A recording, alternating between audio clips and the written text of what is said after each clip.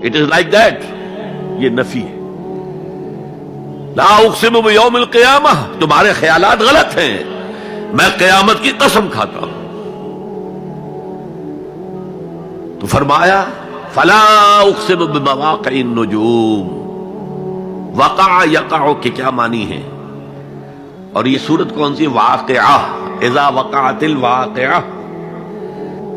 وقع گر جانا، پڑ جانا، یہ ستاروں کے ڈوبنے کی جگہ ہے. فلا اقسم بمواقع النجوم وانه لقسم لو تعلمون عظیم. اور اگر تم جانو تو یہ بہت بڑی قسم ہے جو ہم نے کھائی ہے. اس وقت کا انسان کیا سمجھتا کہ ستارے کہاں جاتے ہیں، کہاں غروب ہوتے ہیں، کہاں گرتے ہیں؟ آج ہمیں معلوم ہے.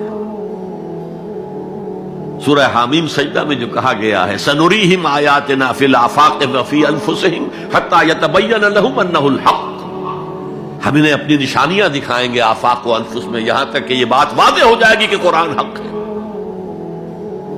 آج ہمیں معلوم ہے خلا میں بلیک ہولز ہیں، اور یہ بلیک ہولز بڑے بڑے ستاروں کے پچکنے سے، پچک جانے سے پیدا ہوئے. اور جب وہ بڑے ستارے پچکتے ہیں، جو خلا پیدا ہوتا ہے، ویکیوم، اس میں بڑی طاقت ہوتی ہے. اس کے پاس سے کوئی سیارہ، کوئی ستارہ گزر جائے اسے کھینچ لیتا ہے قبر کے اندر. یہ بلیک ہولز کا تصور. اسی لیے اللہ نے اس وقت کے لوگوں کے لیے کیا کہا؟ فلا اقسم بمواقع النجوم وانه لقسم لو تعلمون عظیم. انه لقرآن کریم، یہ بہت باعزت قرآن ہے. فی کتاب مکنون، ایک چھپی ہوئی کتاب میں ہے. لا یمسہ الا المطہرون، اسے چھو ہی نہیں سکتے مگر انتہائی پاک ہستیاں. اس کے کیا معنی ہے؟ پہلی بات تو ہمیں معلوم ہو گئی، مراد فرشتے ہیں. بے ایدی سفرۃ کرام بررہ، اسی کی شرح ہو رہی ہے نا.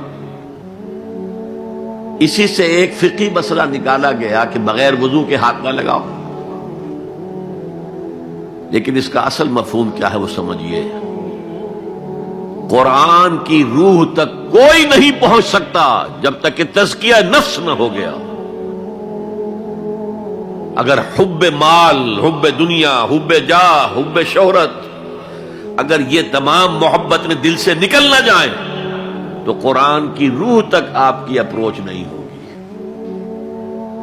مولانا روم نے کہا ہے، اگرچہ ذرا میں سمجھتا ہوں کہ انہوں نے بہت سخت الفاظ استعمال کیے ہیں، ماز قرآن مغزہا برداشتے استخاں پیش سگا انداختے. ہم نے قرآن سے اس کا مغز لے لیا ہے، جو ایسنس ہے وہ کھینچ لیا ہے. ہڈی کا گودا جو ہے وہ ہم نے نکال لیا ہے.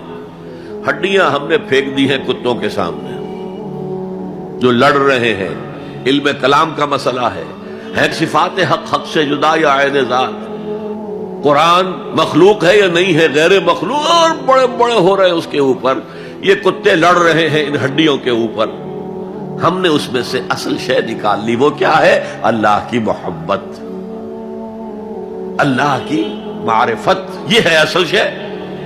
معاذ قرآن مغزہ برداشتے استخاں پیش سگا انداختے. تو جب تک انسان کا باطن پاک نہ ہو جائے وہ قرآن کے چھلکوں سے کھیلتا رہے گا، چاہے وہ کہنے کو مفسر ہو، قرآن کے باطن تک کبھی نہیں پہنچے گا. فی کتاب مکنون لا یمسہ الا المطہرون تنزیل من رب العالمین. یہ تھوڑا تھوڑا کر کے اتارا گیا ہے رب العالمین کی طرف سے. انزال کے معنی ہے دفعتاً اتار دینا. لیلۃ القدر میں آیا انا انزلناہ فی لیلۃ القدر. رمضان کے بارے میں شہر رمضان الذی انزل فیہ القرآن، باب افعال. لیکن حضور پر ایک دم نہیں اترا، تھوڑا تھوڑا تھوڑا تھوڑا 23 برس میں جا کر اس کی تکمیل ہوئی.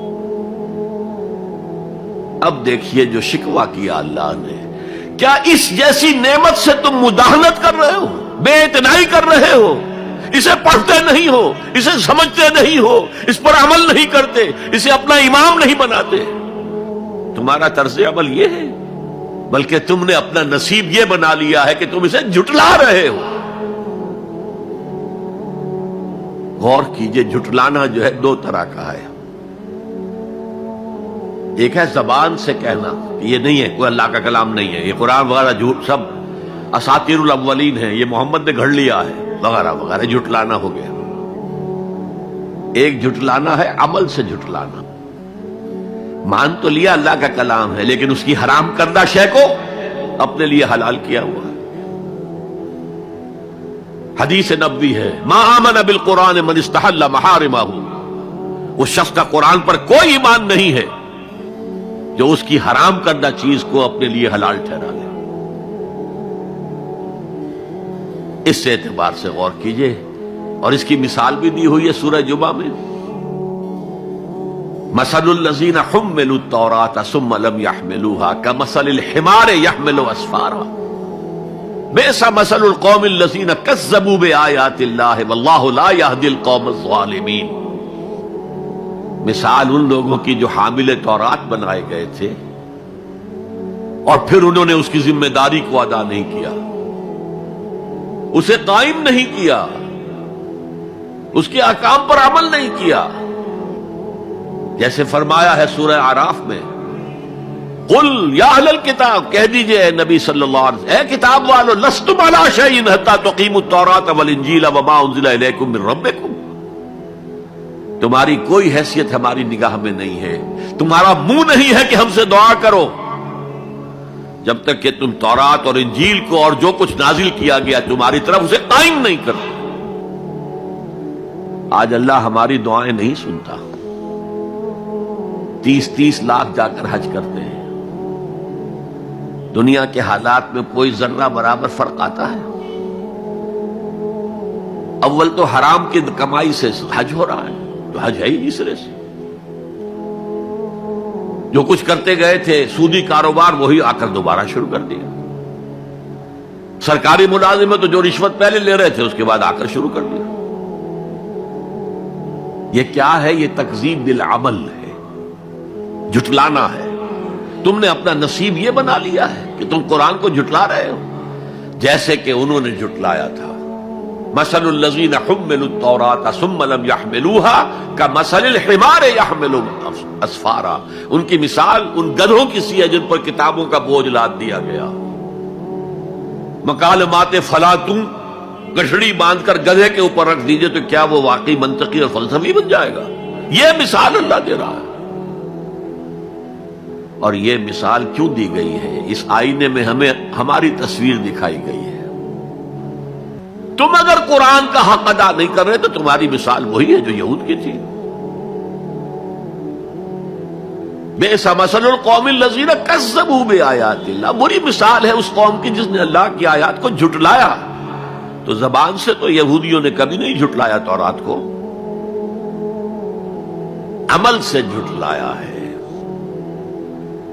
یہ وہ 5 مقامات ہیں جن میں اللہ تعالیٰ نے خود اپنے کلام کی ثنا بیان کی ہے، تعریف کی ہے، اس کی عظمت کو بیان کیا۔